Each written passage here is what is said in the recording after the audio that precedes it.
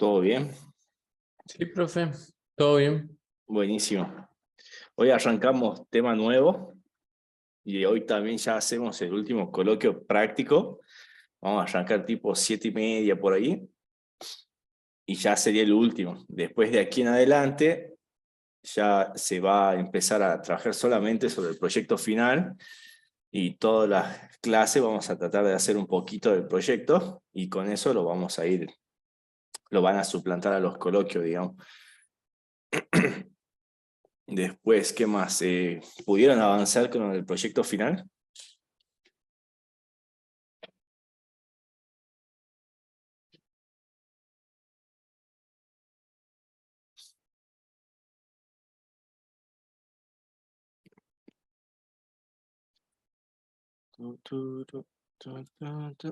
Más o menos. Bueno, eso sí, ya desde ahora, bueno, a partir de hoy hacer el coloquio de la clase que viene, ya le tengo que dedicar más tiempo a eso. No vi que nos hayan pasado más repositorios o herramientas colaborativas, amiga Joana, así que acuérdense de eso, chicos. Así vamos avanzando todos, porque la idea es que en todas las clases le dediquemos un poco de tiempo, entonces si lo vamos haciendo de a poquito entre todos durante la clase, lo más probable es que cuando terminemos el curso ya por fines de diciembre, todos ya tengan un proyecto andando, digamos. Entonces va a ser más fácil si vamos de a poquito ahora y no traten de hacer todo todo a último momento. Bien, todos ya descargaron la teoría y los prácticos del nuevo módulo, del módulo 6. Sí, profe. Bien, a ver dónde lo tengo. Mis cursos, CT2, Tuki.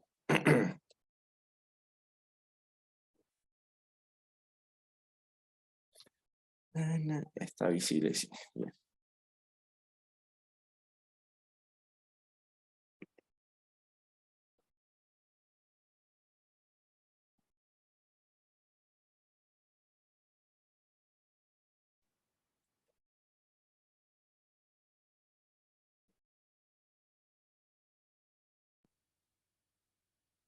A ver, share screen, ¿dónde está? Aquí está.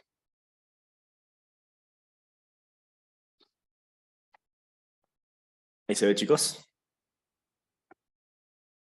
Sí, profe, sí se ve. Bien, en este módulo 6, que dura esta semana y la semana que viene, vamos a ver lo que es una base de datos y sobre todo vamos a ver lo que son las bases de datos relacionales. Bien, nosotros vimos el módulo pasado, lo que eran los ficheros. Los ficheros es un modo de persistir datos. O sea, ¿qué es persistir datos? Es guardarlos para que no se pierdan. Pero lo que pasa es que en un fichero quedamos cortos a la hora de estructuras o cuando necesitamos mantener una estructura de datos mucho más compleja. De ahí es lo que nace la base de datos. La base de datos es un conjunto de información perteneciente al mismo contexto, ordenada de modo sistemático para su posterior recuperación, análisis o transmisión. Hoy en día hay muchas formas de base de datos que van desde una biblioteca hasta los vastos conjuntos de datos de usuarios de una empresa de telecomunicaciones, por ejemplo. Entonces la base de datos es el producto que nace de la necesidad humana de poder almacenar la información, de preservarla con el tiempo y el deterioro para poder acudir a ella posteriormente. En lo que se refiere a base de datos en sí, lo que se conoce se lleva a cabo mediante lo que se lo va a conocer más vulgarmente como un motor de base de datos, y si no, si lo quieren el término en inglés o más conceptual, un DBMS, que es un Database Management System o un sistema de gestión de base de datos, que actualmente son digitales y automatizados. Y en esta tecnología se halla el principio mismo de la informática. Hoy en día creo que todo el mundo utiliza una base de datos. Entonces, como le había dicho, existen diferentes tipos de base de datos, que como ya les dije, chicos, siempre son las bases de datos, como lo que los lenguajes de programación, Y todo lo que vamos viendo son herramientas, y la herramienta se elige de acuerdo al problema que queremos solucionar. Es decir, si uno le da un martillo, no vean a todos como un clavo. Entonces, entre las distintas bases de datos que hay, tenemos las bases de datos relacionales. Las bases de datos relacionales deben ser las más populares en el mundo. Nacieron allá por la década de los 70. Están recontra lo que se llama probadas en batalla, o sea, battle tested. Y en sí es una base de datos muy potente, en lo que está sustentado por atrás matemáticamente. O sea, ahí tiene toda una álgebra por atrás que se llevó a cabo para hacer este concepto de base de datos relacionales. Y son muy usadas a nivel en el mundo. En esencia, son un conjunto de tablas o relaciones formadas por filas y columnas y campos. Entonces, por ejemplo, que yo tenga una tabla que sea usuarios, donde cada fila va a ser un usuario distinto, y las columnas de esa fila van a ser los campos, o sea, los datos de esa persona. Por ejemplo, correo, nombre, apellido, teléfono, etc. Donde cada fila en las bases de datos relacionales se la tiene que poder identificar de una manera única. Eso se le tiene que llamar como una ID única o clave primaria. Denominada clave, y las columnas de la tabla contienen los atributos de los datos. Después, otras bases de datos, por ejemplo, son las orientadas a objetos, son las que se trabajan con la programación entre objetos. Después tenemos las bases de datos distribuidas, que también son sobre todo muy usadas en las aplicaciones masivas, como por ejemplo Facebook, seguro usa base de datos distribuidas, WhatsApp usa base de datos distribuidas, Discord usa base de datos distribuidas. ¿Qué significa distribuidas? Que no está todo la base de datos en un solo servidor, sino que la base de datos está replicada en varios servidores, y la información se va replicando en los distintos servidores y se la mantiene consistente en los diferentes servidores. Eso lo sirve a Facebook, WhatsApp, a todo, porque si algún servidor se cae, el programa puede seguir ejecutándose. Luego tenemos las bases de datos no SQL, que son las no relacionales. Las no SQL, se hicieron bastante famosas en la última década. Capaz que alguno escuchó hablar de MongoDB. Esa es una base de datos no SQL, o de documentos, si lo quieren ver de otra forma. Después tenemos las bases de datos OLTP. Estas bases de datos son buenas cuando necesitamos hacer transacciones rápidas. Por lo general, estas son las que usan los cajeros automáticos, porque tienen que estar ahí con las transacciones que los usuarios hacen con el cajero automático. Después tenemos las bases de datos de multimodelo, que son aquellas que admiten tanto como relacionales y no relacionales, o orientadas a objetos. Y por último, las últimas que van saliendo, que se conocen como bases de datos de autogestión, son las que se gestionan autogestionan ellas mismas el tema de la seguridad, de sesiones y escalabilidad y todas esas cosas. Bien, aquí hay algunos nombres de motores de base de datos. Estos son motores de base de datos. Acá, por ejemplo, tenemos MySQL, es un motor de base de datos. El que alguna vez utilizó PHP debe conocer, es muy usado. O hoy en día también se lo conoce como MariaDB, que es de los creadores también de MySQL. Luego, este es gratuita, es software libre. Luego tenemos Microsoft SQL Server, que es el motor de base de datos de Microsoft. Este es paga. PostgreSQL también es una versión gratuita, también es bastante usada y es un motor de base de datos muy potente. Si ustedes van a hacer proyectos grandes, PostgreSQL siempre es uno de los candidatos para usar. Después tenemos SQLite, que es el que vamos a usar en el curso. SQLite es una versión muy liviana de motor de base de datos, que está bueno, no necesita instalación, a diferencia de estos tres que necesitan la instalación de un servidor para que funcione, este no necesita. Y luego MongoDB, como les dije, es una base de datos no relacional y se hizo muy popular en los últimos 10 años. Hasta ahí, chicos, ¿cómo vamos? ¿Alguna pregunta?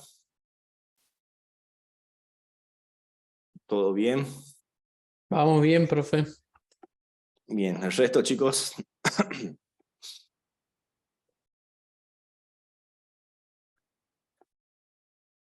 Bien, entonces, hasta ahora, resumiendo así, ya lo vemos, Tomás. En síntesis, entonces, una base de datos nos sirve para guardar información, para persistir información, más que guardarse, la persiste, y se fueron creando conceptos para mejorar la estructura de la información que vamos a almacenar. En eso, en la base de datos relacionales, se la estudió bastante y tiene una álgebra por atrás que la fundamenta. Y es la que vamos a usar en el curso. Y se usa bastante. Entonces, como habíamos dicho, en la base de datos relacionales se usan tablas. ¿Qué es las tablas? Las tablas solamente es la información de algún tipo, los datos de algún tipo de información o de algo lo que queremos guardar. Por ejemplo, ese de los usuarios que yo hablé, o puede ser una tabla de productos, o puede ser la tabla de ventas, donde se va a ir guardando por cada fila cada información. Entonces, las bases de datos están compuestas por una o más tablas.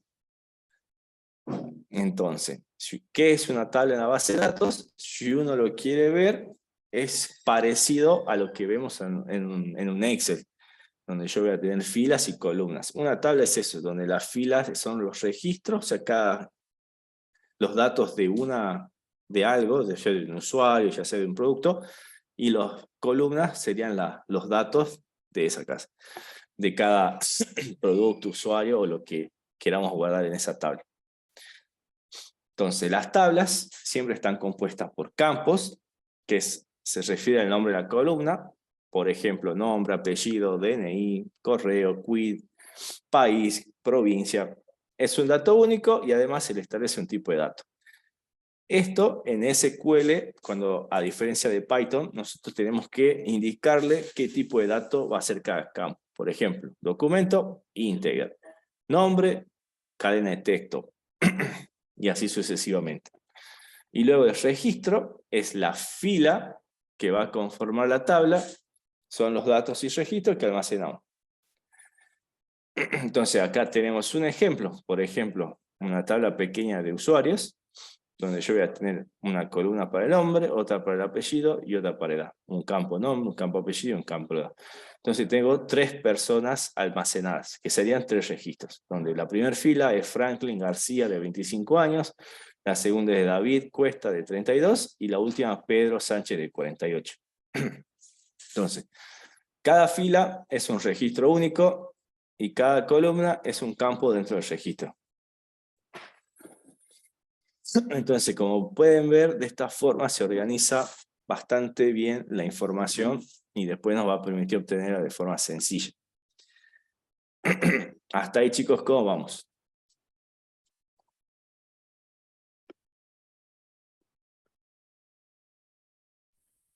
Bien, profe, hasta ahí se entiende. Bien. ¿Por qué se habla de base de datos relacionales? Bien, como les voy diciendo, está compuesta de tablas, pero a su vez, todo lo que nosotros manejamos en el sistema, la información, por lo general está relacionada entre sí. Por ejemplo, un usuario, yo puedo tener la tabla ventas y la tabla usuario. Pero esas tablas no pueden estar aisladas. Es muy probable que un usuario pueda tener ventas. Entonces ahí es donde entra el juego de las relaciones. O un usuario puede haber comprado productos, o un usuario o un país puede tener usuarios. De acuerdo al problema, la información que nosotros vamos almacenando se relaciona de alguna forma. Entonces, ¿por qué se habla de base de datos relacional? Porque cada relación es también una tabla, donde las tablas van a estar relacionadas entre sí para poder ir almacenando esa información. Es decir, yo puedo tener una tabla de ventas y una tabla de usuarios y puedo relacionar entre la tabla ventas, o sea, puedo hacer que los usuarios tengan relación con la tabla ventas y poder así identificar cuáles fueron las ventas de cada usuario. ¿Se entendió esa parte, chicos, de por qué son relacionales? Sí, profe.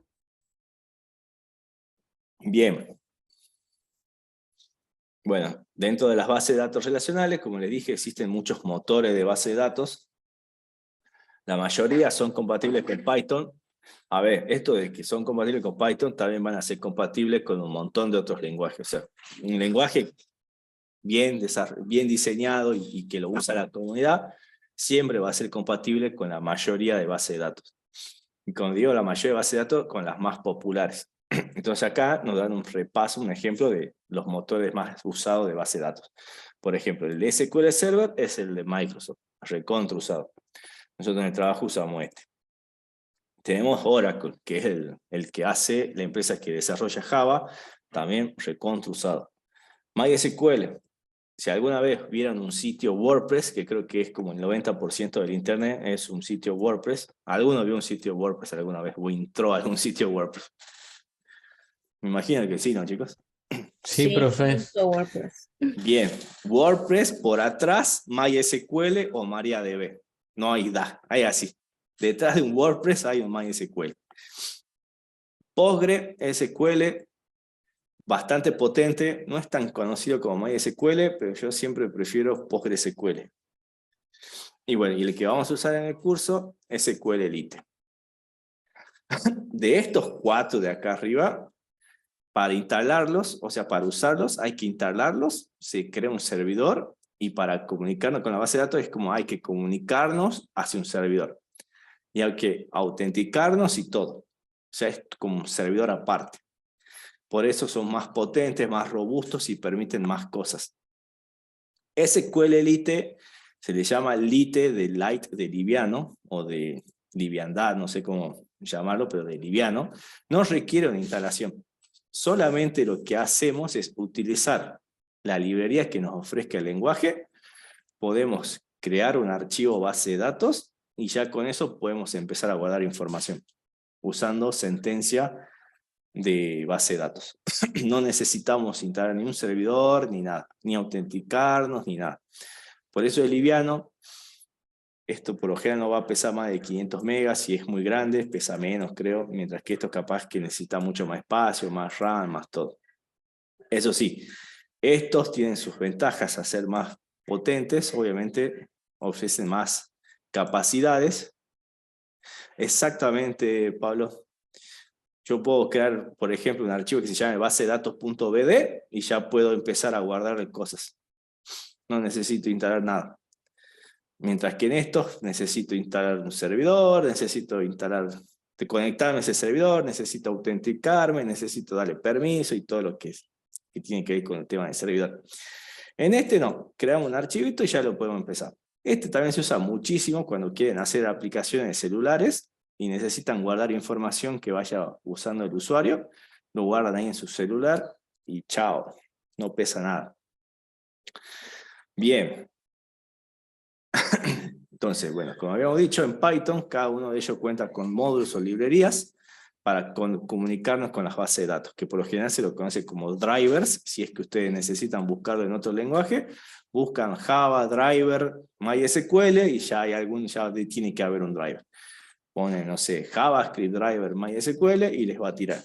Todo lenguaje respetado debe tener su driver ya hecho. Bien, entonces por ahora hablamos mucho de motores de base de datos. Nos vamos a la imagen. Como ven acá hablamos de motores de base de datos. Salvo los otros, ¿qué tienen en común, chicos, en el nombre? El SQL. Perfecto, todos tienen el SQL en común. Bien, estos son motores de base de datos. La base de datos en sí es la información que uno almacena.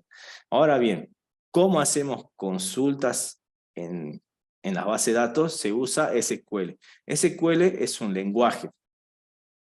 Lo bueno que todos estos y la mayoría de las bases de datos, salvo esta, usan SQL como lenguaje. O sea que si usted aprende en uno, pasar a otro motor de base de datos debería ser lo mismo. Son muy pocas cosas las que cambian entre motores de base de datos. O sea que ustedes van a aprender uno, por ejemplo, van a aprender SQLite, y ese conocimiento lo van a poder llevar a cualquiera de los otros. Lo que sí, lo único que van a tener que aprender después es las cosas diferentes de cada motor de base de datos, pero no es mucho la diferencia. O sea que eso está buenísimo. Entonces, veamos dónde estamos. Bien. Entonces, acá venimos. El lenguaje SQL. Los motores de base de datos implementan su propia sintaxis o lenguaje propio para realizar consultas y modificaciones en sus registros. Bien, y acá el lenguaje que más utilizan es el SQL, que en inglés es Structured Query Language, o en español, lenguaje de consulta estructurado. Van a ver, es un lenguaje muy simple. Se empieza simple, a ver, cabe aclarar que base de datos es todo un área aparte. Hay gente que se dedica solamente a la base de datos, que son los administradores de base de datos, o BDA, creo que así el término BDA, que se dedica a eso porque hay más cosas, pero para empezar el SQL es muy básico y es muy sencillo, ya lo van a captar al toque. Entonces, en el curso vamos a ver consultas básicas para poder guardar en la base de datos y para poder leer de la base de datos.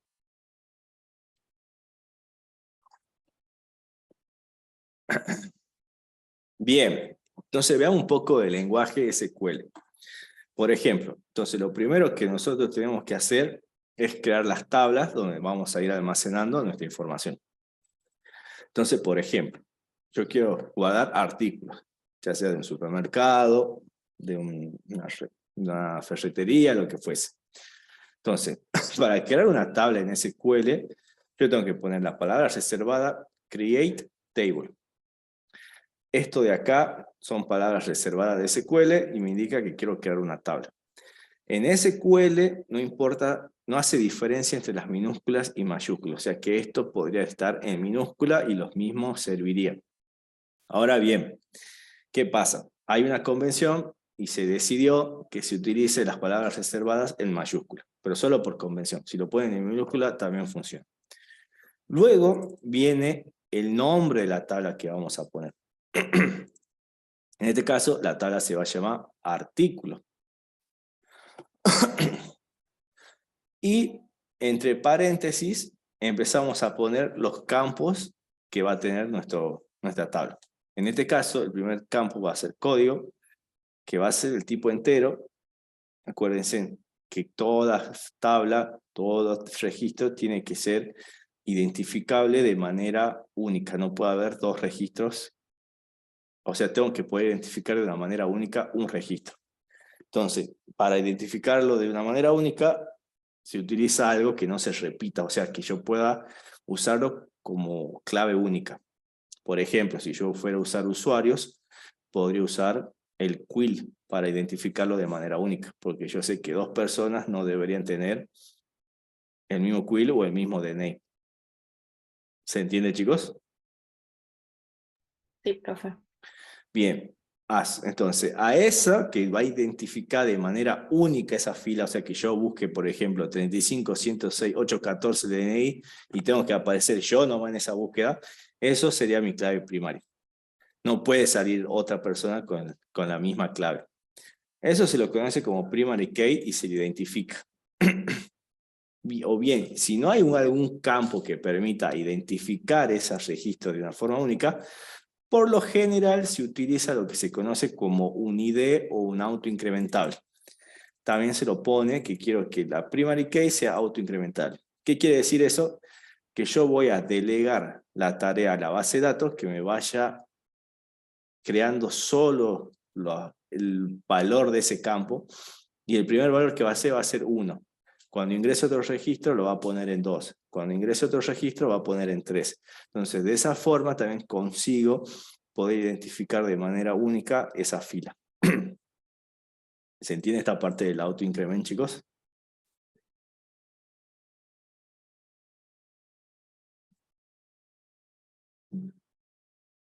Bien. Ya lo vamos a ver más en la práctica y se va a entender. Bueno, después tenemos el campo descripción, que va a ser una cadena de texto, y un precio, que va a ser un float. Entonces, quedaría la estructura de esta forma. Luego, yo una vez que creamos nuestra tabla, creamos la estructura que va a almacenar la información, podemos... Disculpa, sí, Fernando, sí, decime. hay una consultita antes ahí, fíjate, que ahí cada campo está separado de coma. Y al Sí, último, ese punto y coma es para cerrar el archivo, artículo, en este caso la tabla. este de acá. Sí, Este es para cerrar la sentencia create table. artículo, claro, exacto. Sí. Si, Y los si querés, otros, sí o sí usamos coma la para otra la sí es separación coma. de campo. Exactamente. Este punto y coma es opcional. Si quieren no lo ponen, igual lo va a ejecutar. Ah, perfecto. Esto sí es obligatorio. Las comas sí es obligatorio. Sí o sí usamos coma como separador, digamos, de Sí, campo. exactamente. Gracias. Bien. Ya una vez que tenemos la estructura de la tabla, podemos empezar a guardar datos en la base de datos, en la tabla esa. Para insertar datos en la base de datos, en la tabla, perdón, tenemos que usar la palabra reservada, insert into. Acá está en minúscula, pero la convención dice que hay que ponerlo en mayúscula. Entonces ponemos insert into, o en español, si lo quieren ver, es insertar en, y seguido va la tabla del nombre de la tabla. En este caso, artículos. Creo que debería ser artículo porque acá la creamos como singular.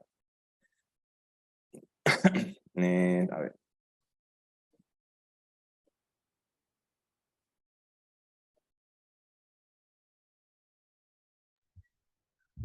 Eso ya sería para insertar los registros, ¿no?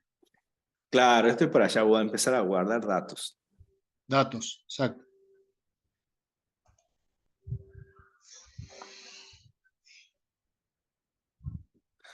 Bien, la convención por lo general indica que el nombre de las tablas se pone en minúsculas y en plural. Entonces quedaría así como artículos y no artículos. Bien, eso es lo que indica la convención.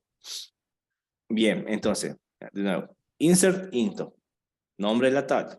Entre paréntesis tenemos que poner los campos a los que le vamos a insertar valores. En este caso le vamos a insertar valores a la descripción y al precio. Luego ponemos otra palabra reservada, values, que serían valores en español, y entre paréntesis ponemos los valores. En orden, de acuerdo a lo que nosotros pusimos acá. Entonces yo voy a poner que quiero insertar la descripción naranjas y el precio 23,50. Luego, si quiero insertar otro artículo, hago de nuevo un insert into, el nombre de la tabla. ¿Qué campos voy a insertarle valores? Valores, y en este caso peras, 34. Ahora bien, como ustedes ven, yo no estoy poniendo que le voy a insertar valores a código. Y aún así me crea con el 1, con el 2. ¿Por qué pasa eso?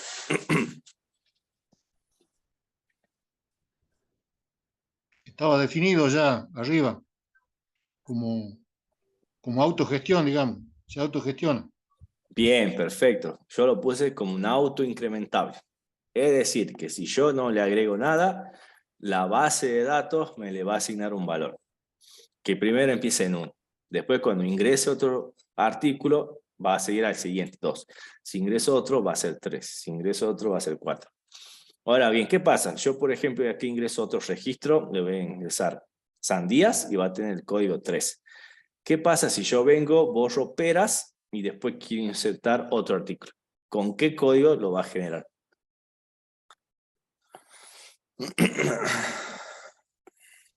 Con 2. A ver, Tiene que ser esperen. único. Esperen, a ver que abra mi base de datos. New share. Acá, share. Bien. Entonces yo voy a tener 1, naranjas, y acá un precio. Acá voy a tener 2, peras, acá un precio. Ingreso otro valor, por ejemplo sandías, con un precio. Entonces yo vengo y digo, che, voy a borrar este artículo. Lo borro. Tuki, y me queda así. Y quiero ingresar ahora otro artículo, por ejemplo, tomate, con otro precio. Acá, ¿qué valor lo va a generar? 4. ¿Todos de acuerdo? Sí, va a ser con el 4, chicos. Ya el 2 ya lo tomó.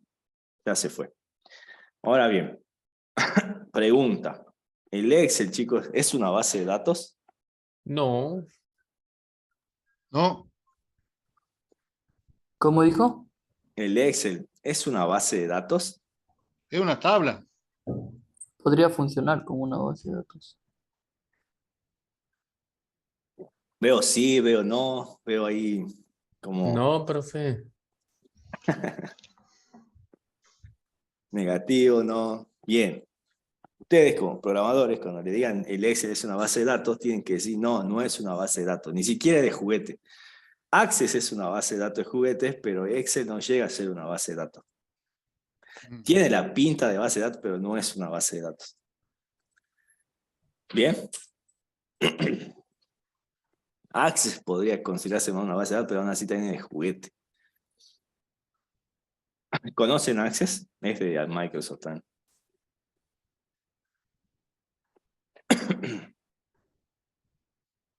MariaDB sí, ¿no? MariaDB sí una base de datos. Pero el Excel no, es una plantilla para hacer cálculo. Nada más. Bien, entonces cerremos mi base de datos. Bien, Access, cuando pasa los 2 GB de información explotado. Imagínate que te pases en producción.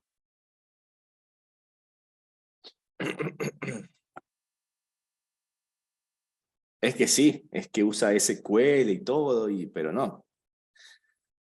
Pero nosotros que conocemos el tema tenemos que decir y fundamentar, no, eso no es una base de datos. Bien, sigamos. Bien, ya entonces creamos la tabla, insertamos elementos y ahora, ¿cómo consulto yo esos datos que ya acabo de insertar? También es muy sencilla la sintaxis, tengo que usar la palabra reservada select o seleccionar, seguido de los campos que yo quiero que me traiga de esa tabla. En ese caso yo quiero que me traiga el código, la descripción y el precio. Y luego pongo la palabra reservada from, que significa de dónde o desde. Y en este caso le paso el nombre de la tabla. Entonces cuando yo ejecute esto, me va a traer todos los registros de esa tabla. Y me lo va a traer de algo parecido así. Por lo general te lo trae en una lista. Y bueno, después cada uno lo trabaja como lo requiera la situación.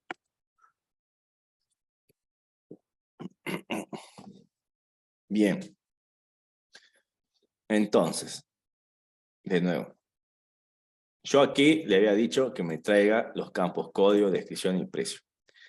Podría haber puesto descripción y precio y solamente me iba a traer estos 2 campos. Ahora bien, yo tengo otra forma de hacer. Tengo el select y puedo usar el asterisco. El asterisco funciona como comodín y me está diciendo que me traiga todos los campos de la tabla.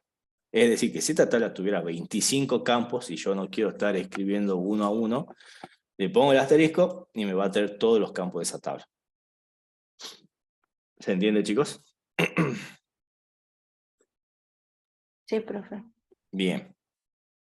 Ahora bien, esto así me trae los datos de toda la tabla. Todas las filas me va a traer. O sea, que si hay 58.000 artículos, me los va a traer los 58.000 artículos. ¿Qué pasa si yo quiero empezar a filtrar? No, no quiero todos los artículos. Quiero solamente los artículos con el precio mayor a tanto, o solamente quiero los artículos que empiecen con la P o cosas así. Ahí entra nuestro amigo el where, o where, que significa dónde. Entonces, hacemos de nuevo un select, los campos que quiero que me traiga, de dónde, de la tabla de artículos, y acá pongo el where, dónde. Y acá tenemos que poner condiciones, y son las mismas condiciones que vimos en Python. En este caso, yo estoy poniendo donde el precio sea mayor que 23,50. Entonces, solamente me va a traer los registros en donde se cumple esta condición, que en este caso solamente me va a traer que peras igual a 34. Hasta ahí, chicos, ¿cómo vamos?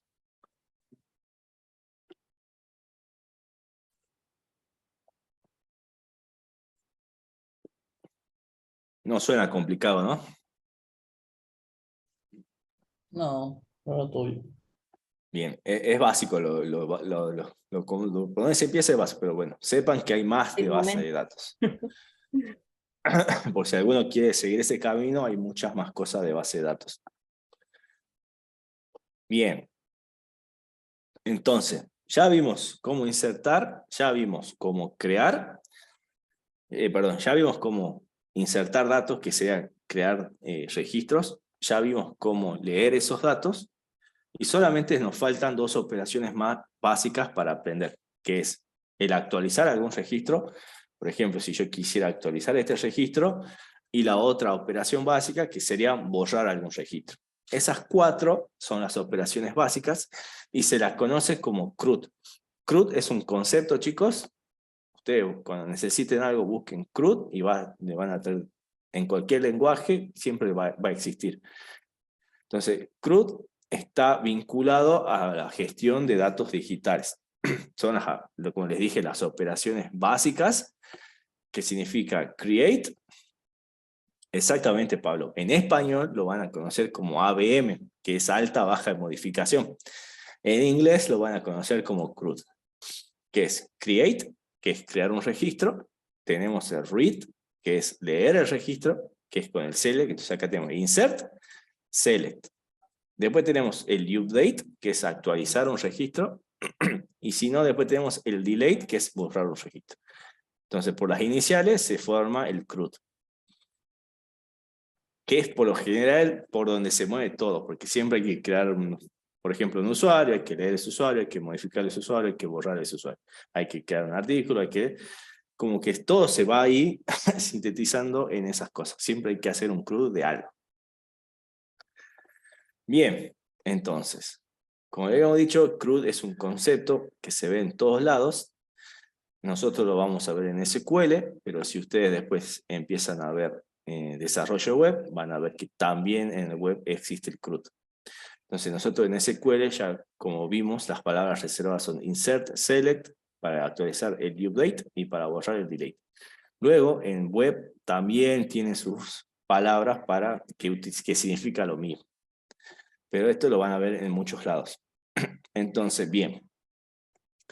Ya habíamos visto la creación de tablas, que es la palabra reservada create tablet, el nombre de la tabla, y entre paréntesis van el nombre del campo, el tipo de dato, y se le puede poner una longitud si quieren. Por ejemplo, si quieren poner una cadena de texto que solamente tenga 20 caracteres, se le puede poner. O un entero que solamente tenga 2 bits y cosas así.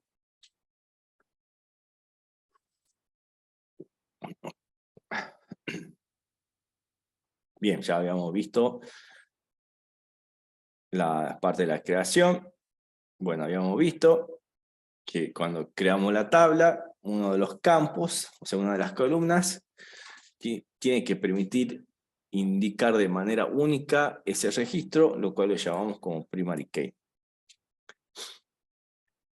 A su vez, también podemos establecer que algunas columnas no acepten valores vacíos, que lo podemos poner con la propiedad not null. Si yo a algún campo aquí le pongo que sea not null, cuando le quiera pasar algo vacío me va a dar error. Siempre hay que recibir un valor para ese campo. Entonces, por ejemplo, en la creación de tabla de artículos, yo puedo poner que el código sea entero, sea la llave primaria y que sea no vacío. Puedo también hacer que la descripción sea un texto y que solamente acepte 100 caracteres. Y bueno, el precio que sea de tipo float, en este caso real.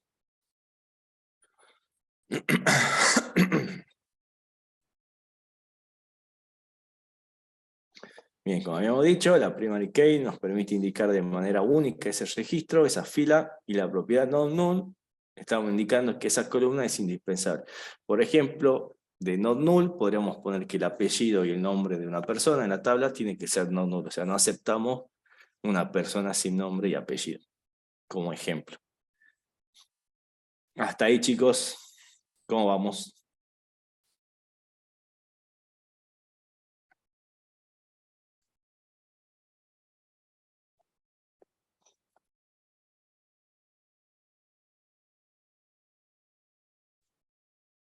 Bien, bien, la clave primaria. La clave primaria nos permite identificar de manera única cada fila. La clave primaria puede estar compuesta por un campo o por la unión de varios campos. Eso ya queda a criterio del que diseña la base de datos. Entonces, la columna definida como clave primaria debe ser unique, o sea, tiene que ser un valor único, y no puede contener valores nulos. Cada tabla solo puede tener una clave primaria. No podemos definir dos claves primarias en una tabla. Entonces, como les dije, la clave primaria puede ser, es una columna o un grupo de columnas. Entonces, por ejemplo, yo tengo la tabla clientes, la tabla libros y la tabla órdenes. En la tabla cliente, la clave primaria, que es la que tiene la llavecita, va a estar dada por un cliente ID, que de seguro es un autoincrementable. Después, luego, tiene los campos nombre, apellido, dirección, ciudad, estado, código área, y parece que tiene más campos. Luego tengo otra tabla libros, donde el libro ID también va a ser la clave primaria, que tiene mucha pinta de ser un autoincremental. Que luego tiene el título, el autor nombre, el autor apellido y la categoría y el precio. Y luego tengo otra tabla, órdenes, que la llave primaria va a ser orden ID, que también tiene pinta de ser un autoincrementable. Bien, y luego tiene un campo que se llama cliente ID y otro campo que se llama libro ID y la fecha de la orden. ¿Se acuerdan que en las diapositivas que vimos primero se hablaba de relaciones?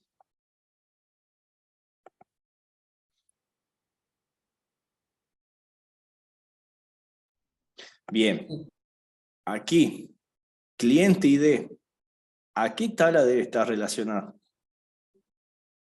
A la tabla de clientes. La primera. Bien, perfecto. Como pueden ver, acá dice cliente ID y acá tiene cliente ID.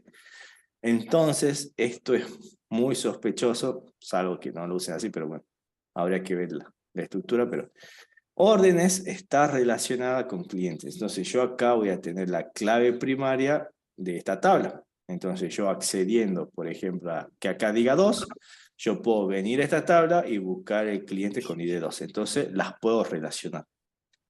A su vez, esta tabla también tiene el libro ID, que también está relacionada entonces con esta tabla. Entonces, usando este libro ID, puedo venir acá y buscar la información de ese libro. De esa forma, se relacionan las tablas y por lo que ven, no se duplica información. No es que acá empiezo a guardar de nuevo, a repetir el nombre, el apellido, la dirección, la ciudad. Sí, Ariel, esas son claves foráneas, ya lo vamos a ver. Pero como dice Ariel, esta clave de acá se la conoce como clave foránea porque me relaciona con otra tabla en donde en esa tabla es una clave primaria. Entonces, toda clave foránea es alguna clave primaria en otra tabla. Bien, para el que quiera leer más sobre base de datos relacionales, esto en la universidad es un año de cursado, hay un concepto muy importante que se llama normalización. Eso si quieren lo lean como cosa de ustedes, que no lo vemos en este curso, sino que lo vamos a guiar para que los normalicen a las tablas. Pero la normalización lo que me asegura es tener un buen diseño de base de datos y sobre todo que la información no se repita y no se duplique. Eso por si quieren leer un poco.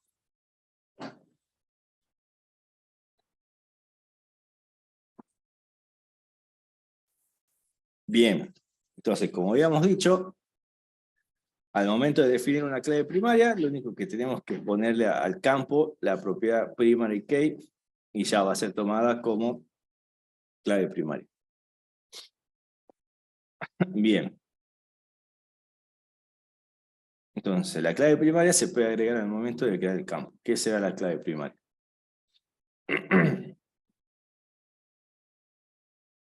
Bien, como les había dicho, muchas veces se usa un autoincremental para definir la clave primaria de una tabla. El autoincremental no es más que decir a la base de datos que me vaya dando valores ella misma para ir siguiendo un orden y a la vez mantener la unicidad de esa fila. Es como la columna autoincremental de MySQL. Bien, esto Ese valor se va a incrementar automáticamente al momento de insertar un nuevo registro. Bien. Entonces, por ejemplo, este ID, que va a ser 1, 2, 3, 4, 5, es un autoincremental, que va tomando orden creciente.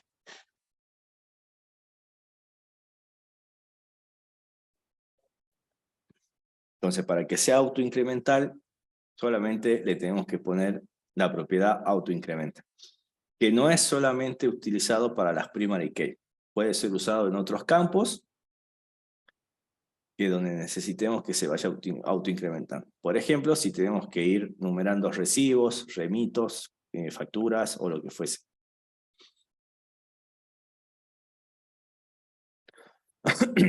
Bien. Habíamos visto ya cómo leer datos desde una tabla, que era con la palabra reservada select, donde select es como vendría a ser seleccionar. Ponemos las columnas o los campos que queremos leer, from, que sería desde, y el nombre de la tabla. Entonces, por ejemplo, si yo hago un select asterisco from nombre de la tabla, o un select asterisco from artículos. Entonces, acuérdense, en select podemos poner qué campos queremos que nos traiga, o usamos el asterisco y nos trae todos los campos de la tabla. Bien, ahora bien, si nosotros queremos empezar a aplicar filtros, solamente que nos traigan ciertas cosas de la tabla, usamos el where, la palabra reservada where, donde va a permitir condicionar las consultas. Y ahora, chicos, cuando yo diga consulta o query, estoy hablando de sentencias de este tipo de base de datos. Insert, select, update. Por lo general se utiliza la palabra consulta o query o una sentencia SQL. Cuando hable de eso, hablando de base de datos, me estoy haciendo referencia a eso. Bien. Entonces, después del where, chicos, hay que poner una condición que no es más ni menos que la que usamos en Python, que pueden estar concatenadas con el AND o con el OR, si queremos condicionar varias cosas. Creo que de eso ya hicimos un montón en Python, así que no habría problema en la parte después de armar de esas condiciones. Hasta ahí, chicos, ¿cómo vamos?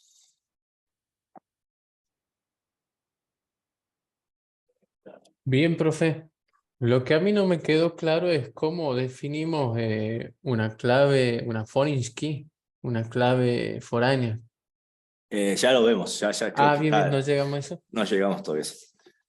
Igual, en la foreign key, chicos, solamente vamos a ver la parte teoría.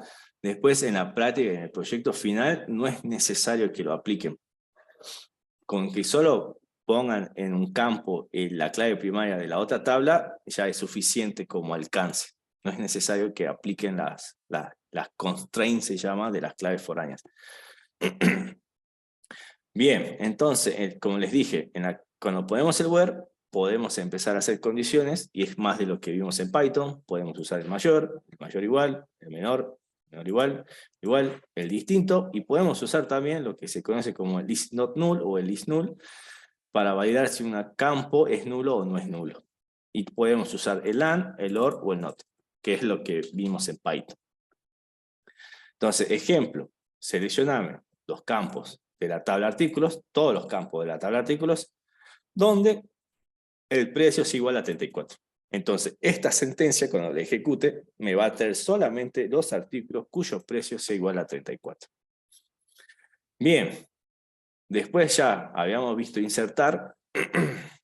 Bueno, insertar se puede hacer de a un registro o de varios registros. La sintaxis, como la habíamos visto, es la palabra reservada insert into, nombre de la tabla, los campos a los que le vamos a insertar, seguido de las palabras reservadas values, y entre paréntesis vamos a poner en orden de acuerdo a lo que pusimos acá, el dato 1, el dato 2, etc. Entonces, ¿dónde está? Por ejemplo, en este caso yo estoy indicando los campos a los que le vamos a agregar valores. ¿Qué pasa si yo aquí tengo una tabla con 25 campos? No quiero ponerme a escribir esto. Si yo no escribo esto, como por ejemplo en este ejemplo, yo pongo insert into, solamente el nombre de la tabla, sin especificar qué campos voy a insertar.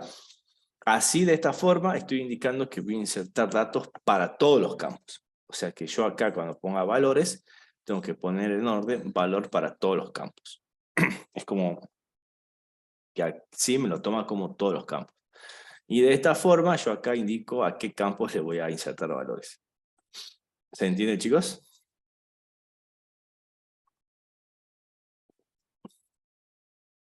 Sí, profe.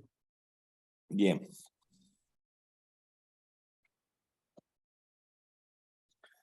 Bien, bien, bien. Entonces, por ejemplo, tenemos un ejemplo, insert into, la tabla de artículos, le voy a agregar valores al campo descripción y precio, y el valores van a ser manzana y 150. Ahora bien, si yo quiero insertar muchos valores y no quiero estar insert into, insert into, insert into, podemos hacer lo siguiente. Hacemos un insert into, la tabla, los campos a los que le vamos a cargar valores, ponemos los valores. Y aquí ponemos en los primeros datos, los primeros valores para el primer registro, coma, podemos poner para el siguiente, coma, para el siguiente. Y así voy a insertar 3 registros de un solo insert. Y acá le puedo seguir agregando los que yo necesite. Bien, entonces ya vimos entonces crear tabla, insertar valores y leer valores. Ahora bien, ¿qué sería el C y el R de CRUD? Vamos al loop de CRUD, que es el update, el modificar o actualizar registro o la modificación del ABM. Para modificar datos de una tabla se usa la palabra reservada update, que es actualizar. Entonces, la función update puede modificar uno o varios registros y por lo general tiene esta forma. Donde nosotros ponemos la palabra reservada update, el nombre de las tablas que vamos a actualizar y podemos set, que sería, se lo puede traducir como establecer. Entonces en set aquí ponemos luego el nombre del campo al que vamos a actualizar con un igual y seguido al valor. Como pueden ver, esto es como una asignación en Python. Yo voy a tener, acá esto sería como una variable, solamente que pongo el nombre de la columna, que va a ser igual a algo. Ahora bien, entonces vamos al ejemplo siguiente. Por ejemplo, yo voy a actualizar la tabla artículo y voy a establecer que descripción sea igual a galletas dulces. ¿Qué pasa si yo ejecuto esta sentencia, esta consulta? Ahí se pone todos los registros van a tener galletas dulces. Perfecto, Néstor. Así como dice el compañero, si yo ejecuto esto, todo lo que esté en la tabla de artículos, si yo tengo 58.000 artículos, a todos le va a poner la descripción en galletas dulces. Peligroso ahí. Peligrosísimo. Entonces, consejo, chicos, para update y para delete, nunca se olviden del where. Nunca. Porque si ustedes ejecutan esto y cambian todos los registros de la tabla, es como que... Y si los borran, peor, digamos, ¿no? Y si no hay backup, dito donde dejo mi renuncia. Sí, nunca se olviden del where. Entonces, siempre que hagamos un update, hay que poner un where para limitar la cantidad de registros que se cambiarán. Entonces, lo ideal sería, voy a actualizar la tabla de artículos.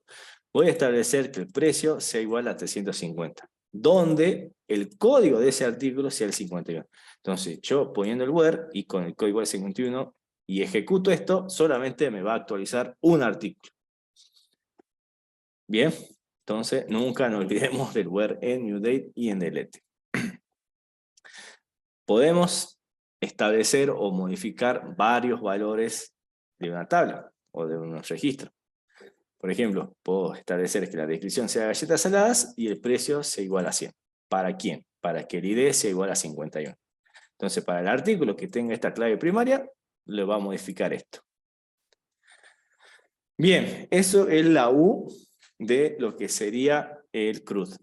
Vamos a la D, que es el último, el delete o el eliminar, que sería la baja del ABM. Entonces, para eliminar datos o registros de una tabla, se utiliza la palabra reservada delete. Entonces, delete nos va a borrar los registros de una tabla. No nos elimina la tabla, sino los registros de una tabla. No confundir eso.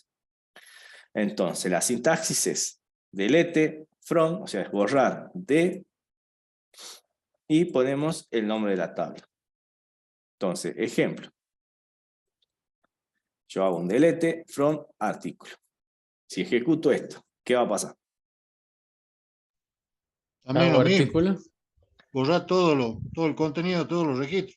Exactamente. Se va a borrar todo el registro de esa tabla. Está bien. No olvidemos el where. Entonces, si no queremos que pase eso, venimos y agregamos un where que solamente de la tabla alumno me borre el alumno que tenga el ID igual a 3. Y de esta forma salvamos las papas. Ahora bien, chicos, pregunta. No, nunca un drop table. Salvo que sea alguna reestructura de la base de datos, algún refinamiento, pero... ¿Qué pasa ahí con los ID? Cuando vos borrás, por ejemplo, ahí ese ID igual a 3, con toda la relación de los ID que hay en la base de datos que están relacionadas. Bien, eso es un concepto de las claves foráneas y que se indica la actualización en cascada. Uno define la estrategia de lo que pasa cuando actualizamos una clave primaria. La más usada es la cascada, es decir, que si yo borro esto, tengo que indicarle a la base de datos la estrategia a seguir y es que me vaya borrando todos los registros donde esté esa relación. La otra es decirle que no me haga nada, que solamente me borre el registro ese, y los otros se lo ponga en null y voy a tener como relaciones fantasma. Pero hay distintas estrategias que hay que indicar a la base de datos cuando suceda eso. O la otra es que no me permita borrar algo si hay relaciones en otras tablas. Hay diferentes estrategias, se las define de acuerdo a la problemática. Eso se lo conoce como cascada y es un concepto de claves foráneas que no vamos a llegar a ver. Por eso en la práctica no vamos a usar claves foráneas, pero sí las relaciones. O sea, vamos a poner que una clave forma parte de otra clave, pero sin definir esa restricción. Porque no vamos a llegar a ver todo. Ahora bien, chicos, pregunta. ¿Se eliminan cosas de las bases de datos?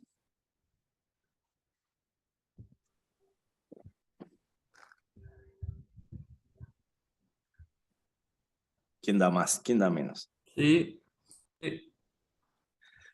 Bien, Entonces, en el 90, no sé, en la mayor, no quiero dar un porcentaje, pero no sé cuál es el porcentaje, pero en la mayoría de los casos no se borran cosas de las bases de datos. Se le hace creer al usuario que se borran, es como están diciendo ahí en el chat, se usa en un estado, se hace un borrado lógico, pero no se borra, o no es recomendable borrar. Lo general se hace es un estado, que se le llama activo, estado, estatus, lo que fuese, que es un booleano, que cuando esté en 1 significa que está activo, y cuando está en 0 es que el usuario lo quiso borrar. Y lo único que se hace es hacerlo invisible al usuario, pero los datos no se borran. Es lo que hace Facebook, es lo que hace Twitter, es lo que hace Instagram. Cuando ustedes van a borrar una publicación, una foto o algo, en realidad no se borra un carajo, no se borra nada, queda toda la base de datos de Facebook y después ellos la usan para sus estudios, para sus análisis, para estudios sociales, lo que fuese.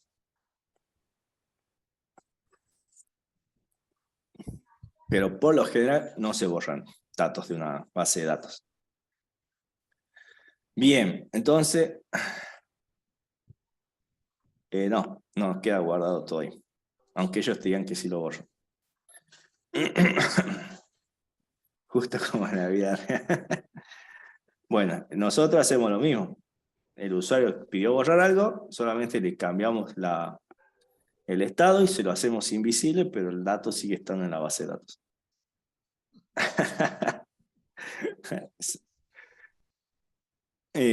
Bien.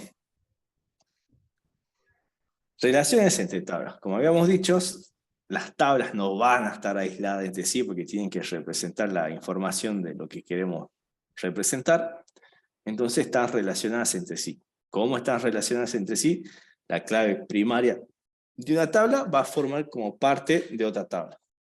Y en esa otra tabla se la va a llamar como clave foránea. Entonces la clave foránea, o foreign key, es una columna o grupo de columnas en una tabla que se refiere a otra tabla.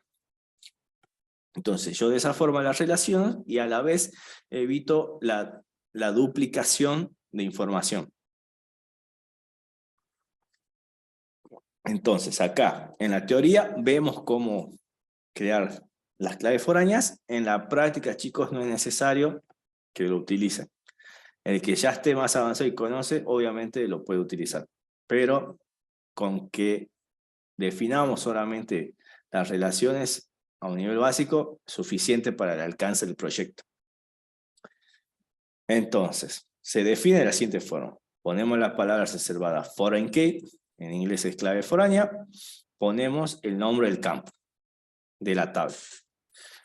Después ponemos la palabra reservada reference, que sería referencia en español, y ponemos el nombre a la tabla a la que hace relación.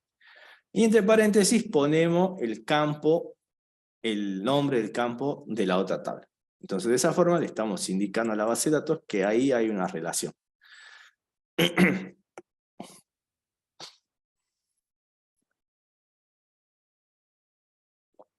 Entonces, gráficamente, cuando empezamos a hacer eso, las tablas, que primero están creadas solas, empiezan a tener una relación. ¿Ven? Esta flechita indica las relaciones entre las tablas.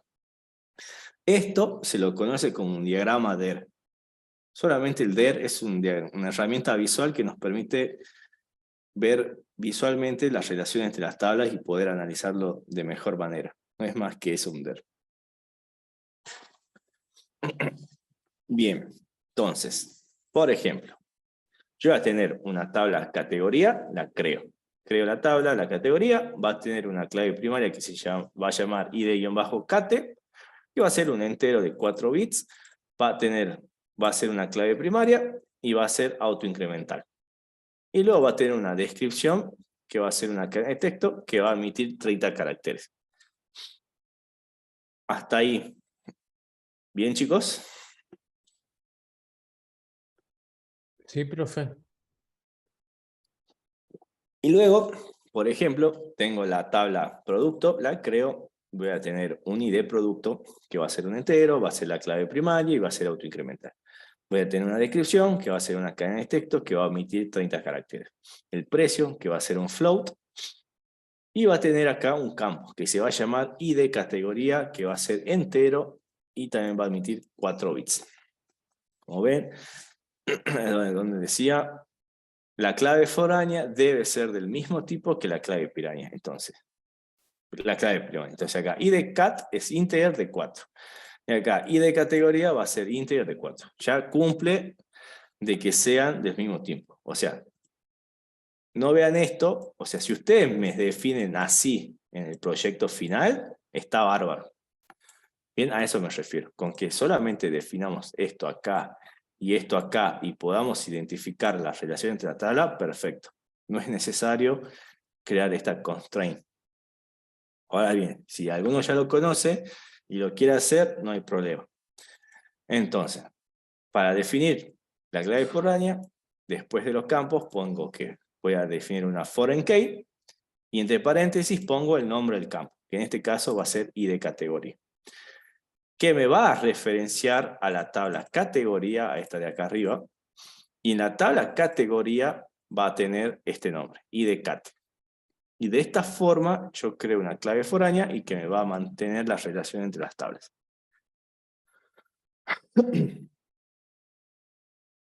Hasta ahí, chicos, ¿cómo vamos?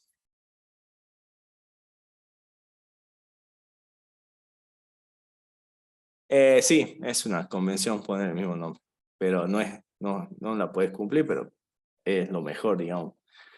Bien, ahora, no sé, capaz alguno se pregunta, profe, si yo puedo relacionar esto con esto y ya puedo armar las relaciones, ¿qué beneficio tengo en yo crear una clave primaria, una clave foránea?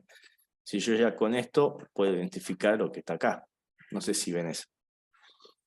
Vamos a mi base de datos. Tengo productos.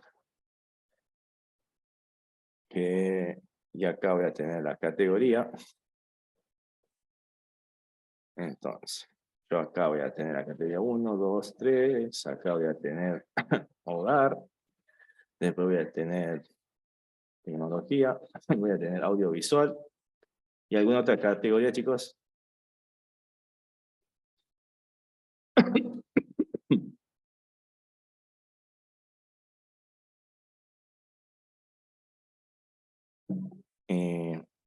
Limpieza.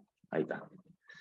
Bien, entonces acá yo voy a tener los productos, por ejemplo, 1, 2, 3. Acá voy a tener televisor.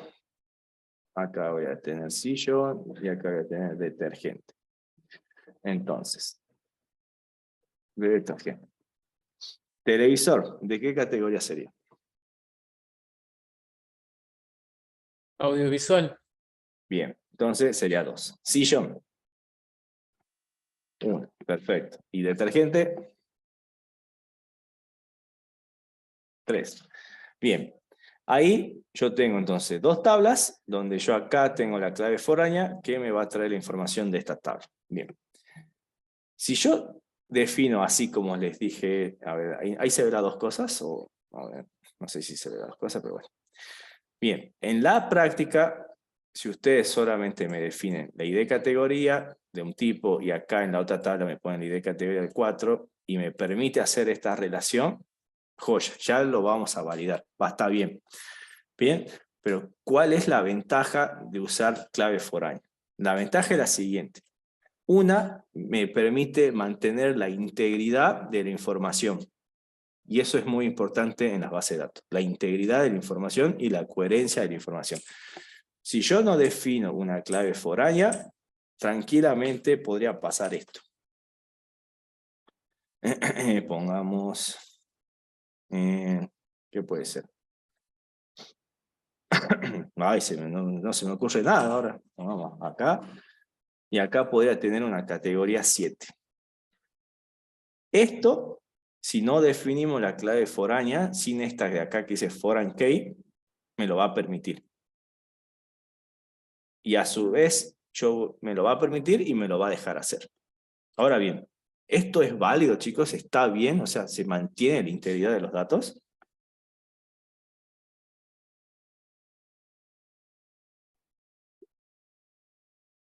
Y no, porque no hay una categoría 7. Perfecto, chicos. Esto, si yo no defino la restricción a esa clave foránea, me lo va a permitir hacer, pero está mal, porque no existe una categoría 7. Entonces yo estoy perdiendo la integridad de la información. Entonces, si yo no defino la clave foránea, me lo permite hacer. Ahora, si yo defino la clave foránea e intento hacer esto, la propia base de datos me va a decir, no, che, estás haciendo mal. Entonces la base de datos te rechaza. Entonces de ahí ya nos salvamos nosotros la papa de no tener mala información. Es como que nosotros nos resguardamos al definir la clave foránea.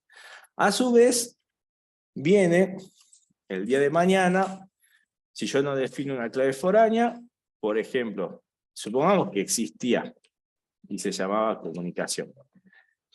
Viene el día de mañana y, ¿saben qué? Ya no quiero, borramos esta categoría o la dejamos inactiva. Si yo no defino la clave foránea, esto se va a mantener y de nuevo vuelvo a la inconsistencia de la información, porque ahora esto apunta a la nada. O sea, tiene información fantasma o relaciones fantasma. También está mal. Entonces, al borrar esto, volvámonos. Si yo defino clave foránea y borro esto, dependiendo de la estrategia que utilice, yo podré indicar que esto me lo borre, que la base de datos sola automáticamente me borre ese número, o a su bien que me borre el ítem. O le puedo indicar que si yo borro esto, o que intente borrar esto, que la base de datos me diga, no voy a borrar porque hay relaciones. O sea, que la propia base de datos me cuide. ¿Se entiende? Dependiendo de la estrategia que yo elija. Entonces, ¿se entiende, chicos, el por qué se usa claves foráneas? No lo vamos a pedir en el proyecto final, pero quiero que entiendan el por qué es importante.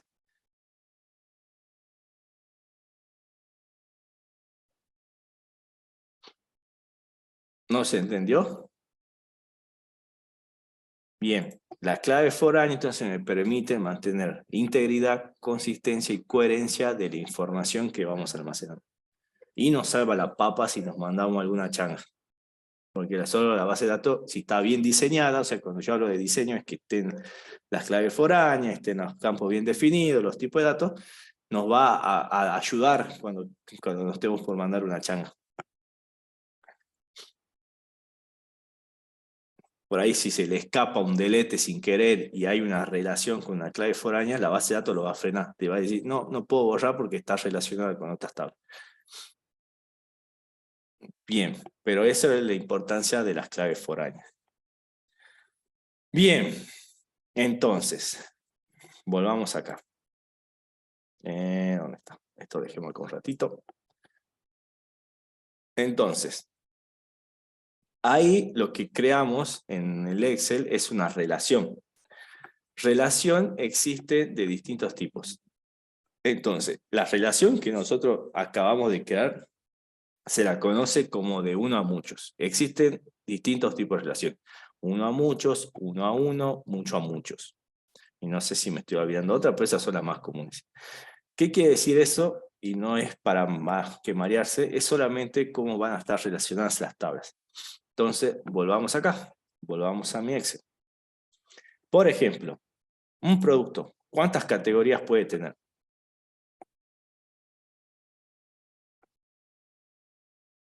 Una o varias, depende.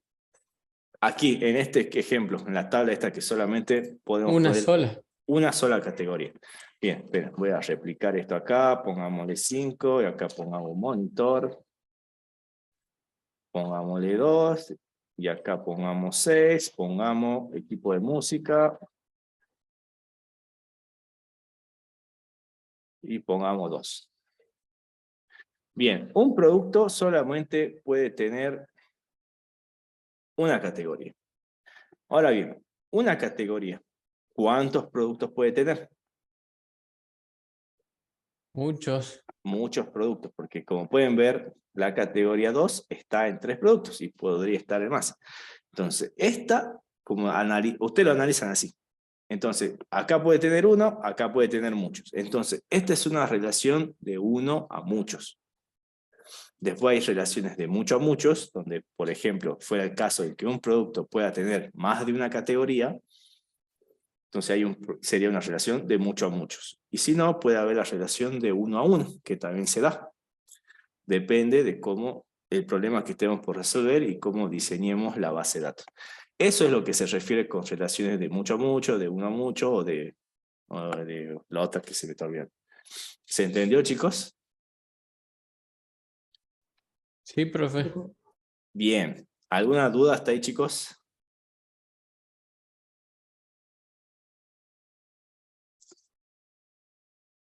¿Ninguna? ¿Se entendió? Entonces vamos hasta ahí re bien. Bien, y ahí terminamos la teoría por hoy. Vamos al práctico. Así ya después arrancamos el coloquio, que me dijeron está picante. Bien, vamos al práctico. Acá está. Esto borremos. Ahí está. Esto borremos mi base de datos Excel.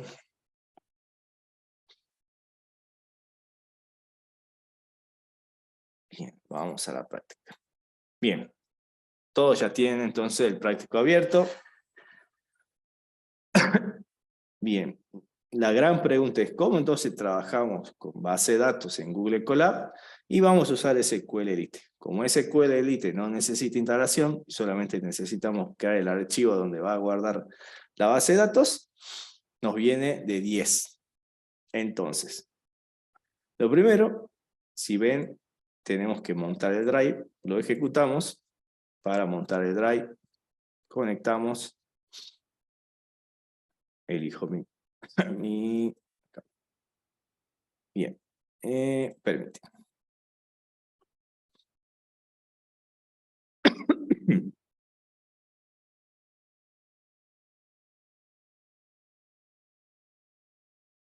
Bien, ahí se montó, y listo, ahí ya debería salir. Bien. De nuevo, le va a aparecer su drive, y yo creé una carpeta que le llamé BD, de base de datos. Bueno, voy a borrar este, así lo arrancamos de nuevo. Ahí está. Bien. ¿Alguien se acuerda cómo era el tratamiento de los archivos, los pasos que siempre se hacían? Leer, no, perdón, abrir, leer y cerrar. Bien, era abrir. Importar el módulo primero. Sí, Néstor, pero en general, el fichero se trabaja, sea el lenguaje que sea, de la misma forma. ¿Cómo era? Era primero lo abríamos, Claro. lo trabajábamos y después lo cerrábamos. Base de datos, y todas las bases de datos es exactamente lo mismo. Hay que conectarnos a la base de datos, que sería abrir la base de datos, trabajar lo que tenemos que trabajar y hay que cerrarla. Es lo mismo. Entonces, como pueden ver, aquí ya nos están definiendo una clase para trabajar, para que nos facilite trabajar con la base de datos, pero básicamente es así, la vamos explicando. Tenemos el constructor, que va a recibir, como ya habíamos visto, el objeto, y acá va a recibir la ruta de la base de datos, o el nombre de la base de datos, si es que está en el mismo directorio donde estamos trabajando. Pero en sí es la ruta de la base de datos. Bien, como habíamos dicho, necesito entonces conectarme a la base de datos. Entonces aquí define un atributo conexión. Bien, que utiliza el SQL, que es la librería SQL Elite 3, que nos va a permitir trabajar con SQL Elite 3. Esto es un driver. Todas las bases de datos utilizan un driver. Entonces aquí, usando ese driver, me conecto a la base de datos. Y le paso como parámetro la ruta de la base de datos. Bien, ya tengo la conexión. Luego, ya una vez que abrí la base de datos, yo necesito trabajar con la base de datos. Y para eso, lo que se utiliza lo que se conoce como un cursor. El cursor es lo que me va a permitir interactuar con la base de datos, es decir, hacer consultas. Entonces aquí defino otro atributo que va a ser el cursor, que no va a ser nada más que la conexión que yo tengo, creo un cursor. Cursor es interactuar con la base de datos. Bien, luego ya nos dan 3 métodos. Primero, una consulta que va a recibir el objeto y una consulta. Acuérdense, chicos, cuando hable de consulta en base de datos, es cualquier sentencia SQL, ya sea un select, ya sea un create table, ya sea un insert, un update, lo que fuese. Consulta engloba todo. Bien, entonces, una vez que yo ya tengo la consulta, utilizando el cursor, digo, ejecutame esta consulta. Entonces, entre paréntesis, le paso la consulta. Luego, tenemos un commit, que sería como guardar o confirmar la consulta que yo acabo de hacer, que es, usando la conexión, yo hago commit. Es como, se me fue la palabra de nuevo, es como... Ay, el otro día me la chiflearon. A ver, esperen que la busque. Porque es más que un guardar. Es como, sí, como implementar o comprometer esta consulta. Es como para que ya quede eficaz en la base de datos. Y ahora explico el por qué. Esperen. El commit solamente, chicos, se usa cuando hacemos modificaciones en la base de datos. Es decir, ya sea un insert, un create, un update, un delete. Siempre que yo haga modificaciones, sí o sí luego tengo que hacer un commit. Los únicos casos en los que no es necesario un commit es cuando leo datos de la base de datos. Y ahora explico el porqué del commit. Por ejemplo, yo y Jorge estamos conectados los dos en la misma base de datos. Yo agarro y hago un update de 50 registros. Yo desde mi lado voy a ver esos cambios ya en la base de datos, pero hasta que yo no los comité, o sea, no los guarde, no los confirme, Jorge no va a ver esos cambios en la base de datos. ¿Se entiende, chicos? Sería como trabajar en red. No sé si tanto como trabajar en red, pero más de como confirmar esos cambios que uno está haciendo. O sea, yo voy a ver, una vez que yo ejecuté la consulta, yo voy a ver esos cambios. Pero los otros usuarios que estén haciendo consulta a la base de datos no lo van a ver hasta que yo los confirme. ¿Se entiende? Por eso es importante el commit. ¿Se entendió, chicos? Sí, profe. Creo que hay algo para hacer un rollback. Pero bien, eso es lo que hace el commit. Me confirma lo que hago en la consulta.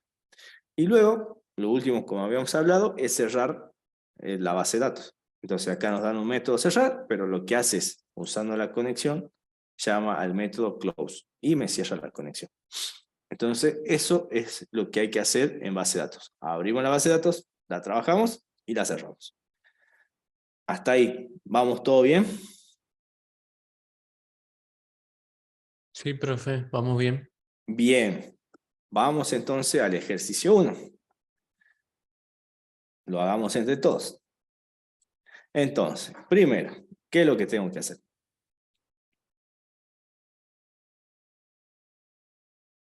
Tengo que me dice crear una tabla de productos y me da los tipos de datos que tiene que tener la tabla. Y crear la sentencia SQL para la creación de la tabla. Bien, entonces, según lo que vimos, ¿qué es lo primero entonces que tengo que hacer? Create table. Antes de eso, Importar el SQLite. ya lo importa acá. Ya está. corrí este código, ya lo tengo acá. Era lo primero que había que hacer. Conectarme, exactamente. Primero, siempre conectarme a la base de datos. O abrir la base de datos. Entonces, lo primero que voy a hacer es definir una variable que se llame conexión. ¿Y qué va a hacer esta conexión?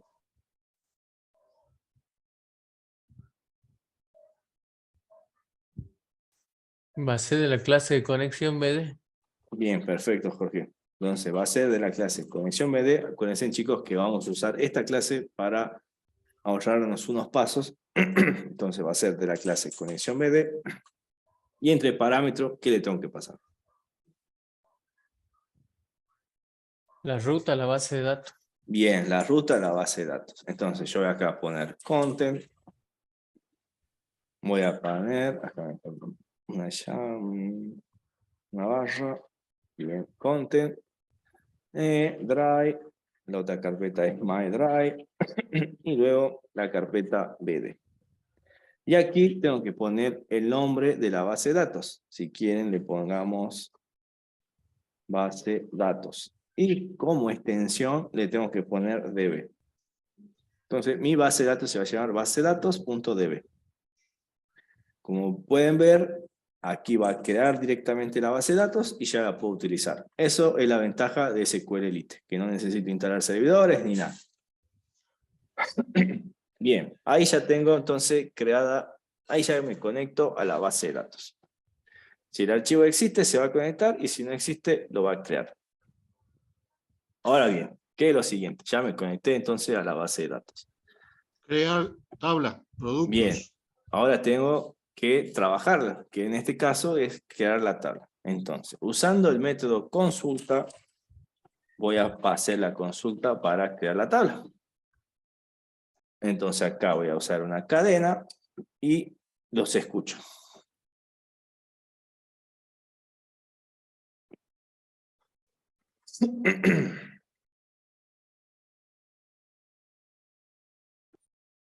Bien, bien Ariel. Entonces, create table productos. Bien Pablo. Entonces, lo voy a poner en mayúscula porque así indica la convención. Voy a poner create table. Voy a poner productos, todo en minúscula, así seguimos la convención. Bien. Y luego, Abrimos paréntesis para poner los distintos campos con su tipo de datos. bien, perfecto, Jorge. Entonces, entre paréntesis, ponemos los campos.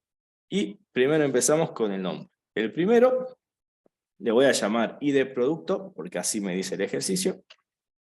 Que el ID producto lo vamos a tomar como la primary key. Y a su vez, el ID producto va a ser un int. Va a ser primary key, entonces también le pongo primary key. Quiero que sea auto incrementable y le voy a poner no null para que quede como ejemplo. Bien, coma, ¿qué más? El nombre de producto de tipo text. Bien, perfecto. Pongamos el siguiente campo. Le voy a poner nombre de producto, que va a ser de tipo texto. Luego, El precio del producto de tipo float. Precio del producto. Ahí va a ser, falta, nos estamos olvidando de la cantidad del producto. Pongamos acá. Este sí le pongamos float. Y pongamos acá cantidad de producto. Que va a ser un int. Bien. Luego, esto ponemos un ratito para acá, no puedo ver. Después del precio, ¿qué sigue? La categoría. Bien. La categoría del producto.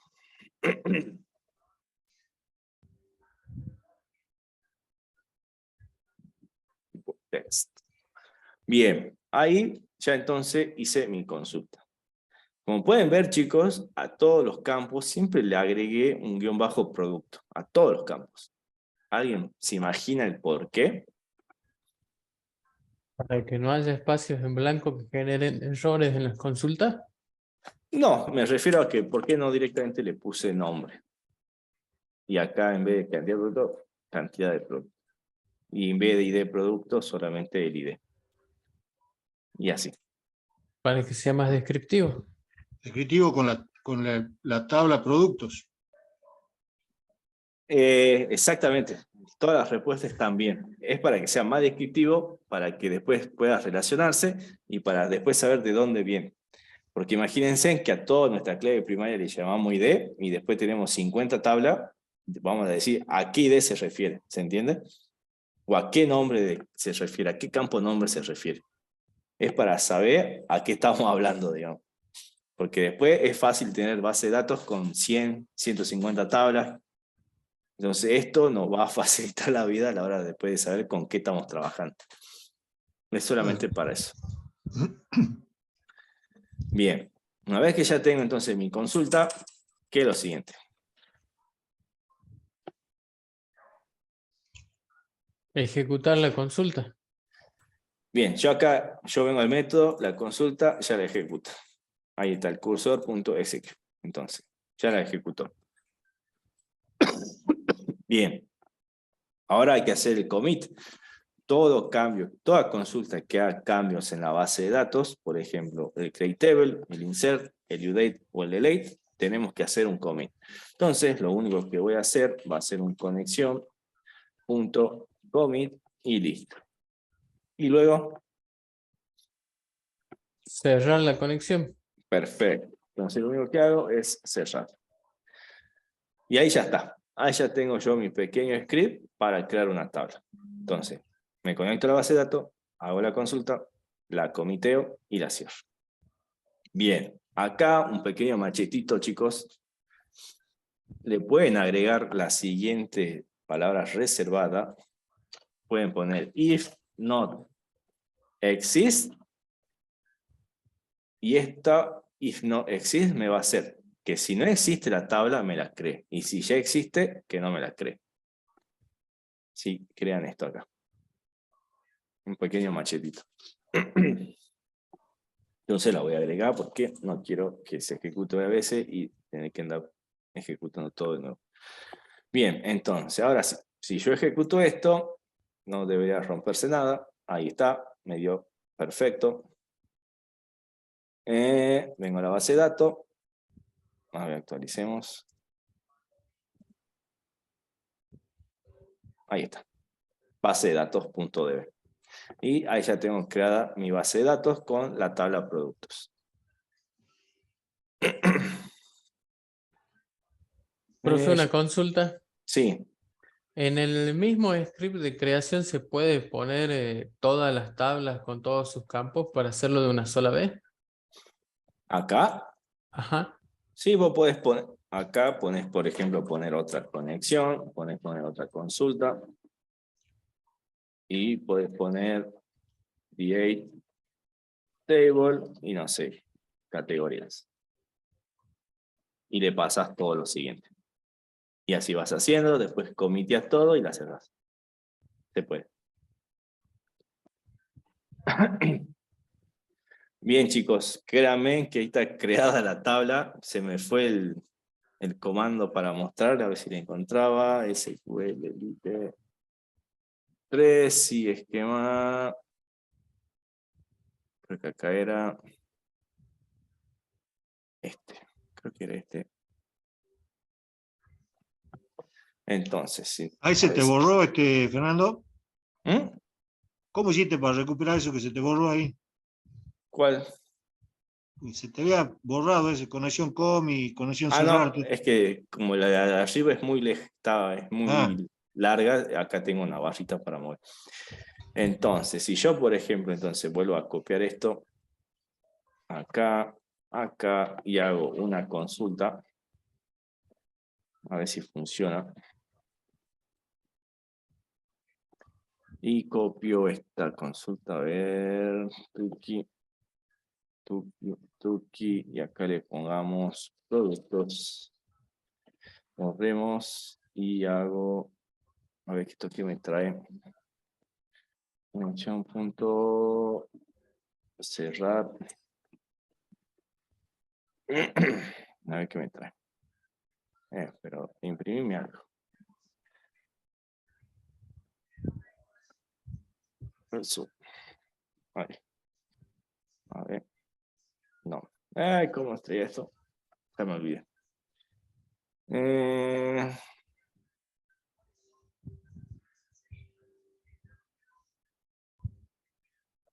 Bueno, no me acuerdo.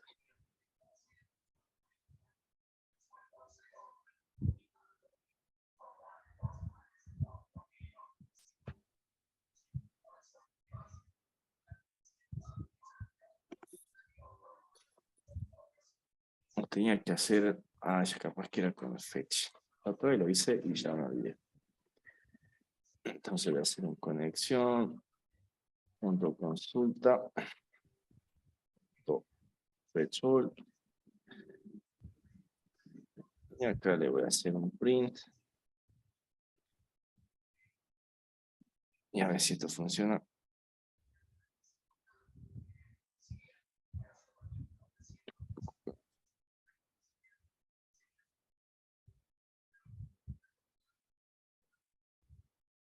Fuera conexión. Punto consulta. Fuera. Que estoy re olvidado.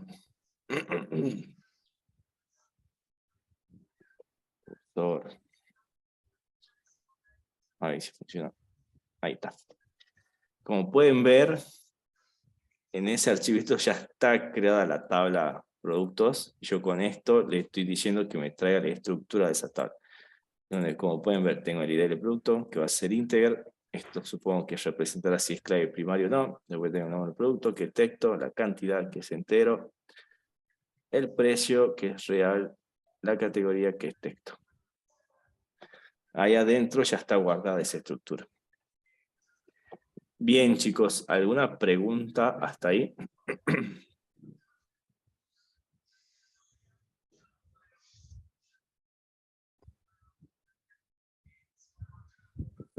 A ver, los paso por el chat.